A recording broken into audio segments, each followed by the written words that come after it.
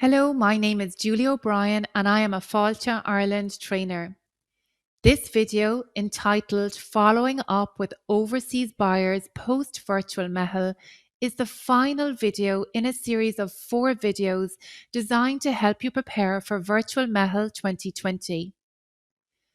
Now let's take a look at the art of following up with buyers.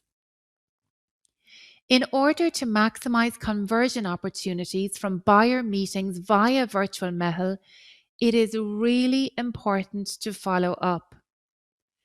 The reality is that converting business requires a lot of effort.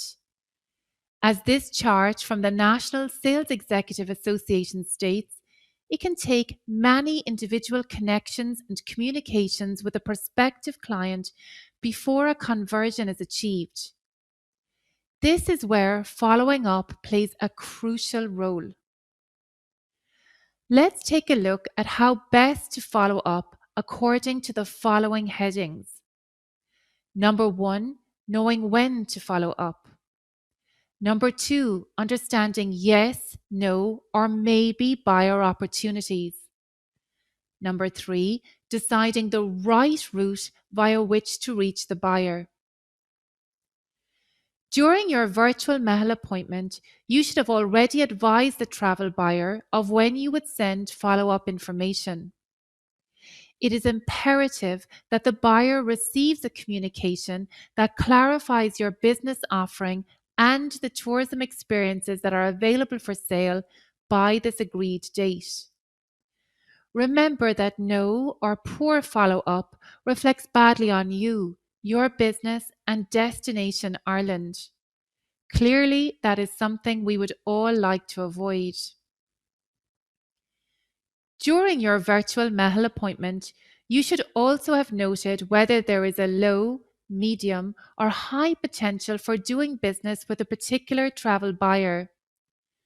I like to call these yes, no, and maybe opportunities.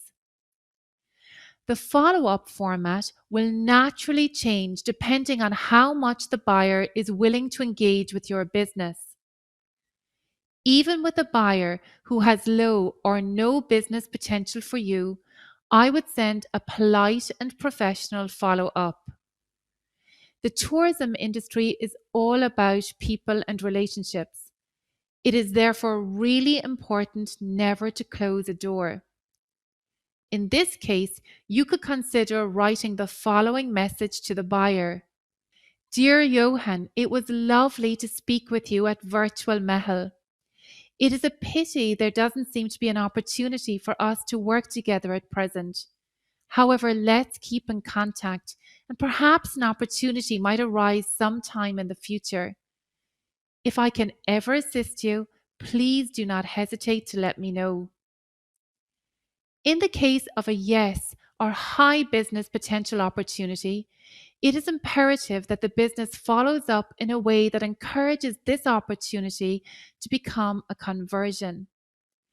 In this case, you could write something like, Dear Johan, it was lovely to meet you at Virtual Meitheal, and I was delighted to hear that you feel we will soon have an opportunity to work together. I enclose our information as agreed. If you need anything further, please do not hesitate to let me know. I will call you in a couple of days to make sure you have everything you need. For any buyer who expressed interest in working with your business at Meitheal, you should have already asked and noted how they contract by asking something like, do you contract directly with businesses like mine, or do you work in partnership with another travel buyer? The answer to this question further determines how best to proceed with following up.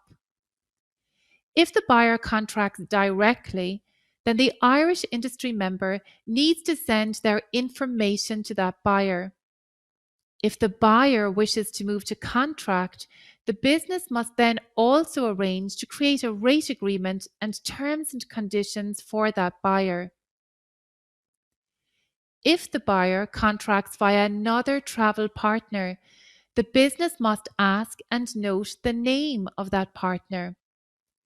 In this instance, there are two processes to the follow up.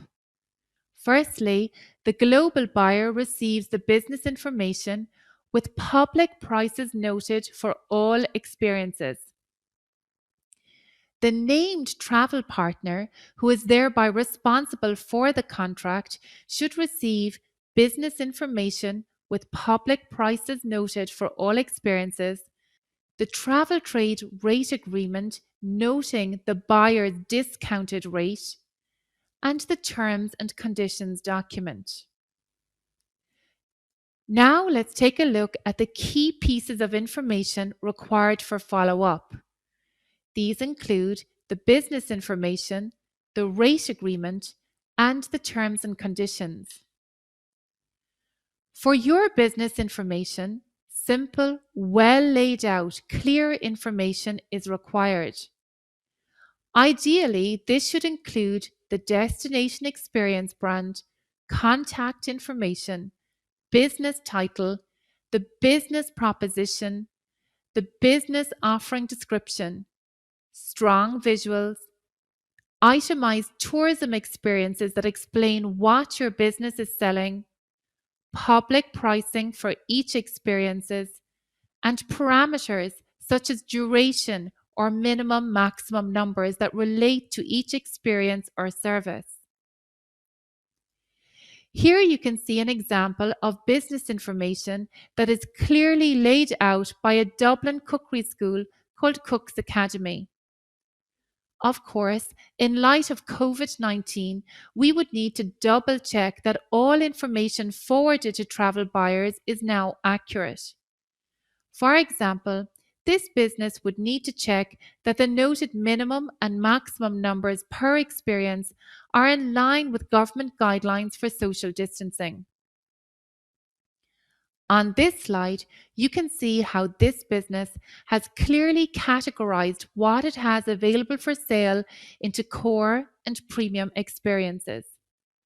This kind of layout really does help clarify what is available to the buyer and which experiences represent the right match for a buyer's diverse clientele.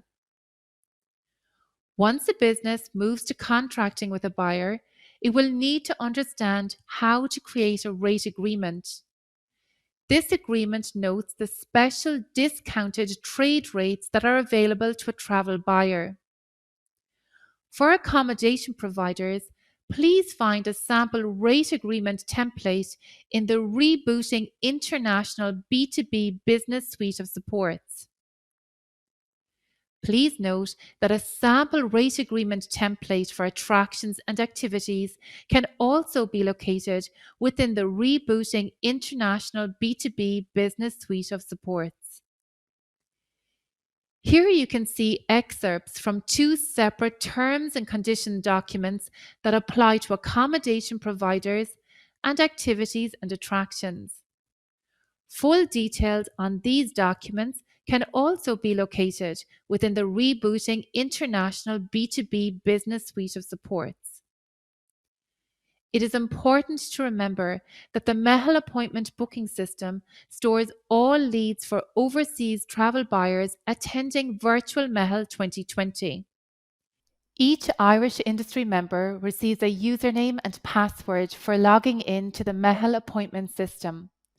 Very helpfully, this username and password stays active for 3 months after the Meitheal 2020 event.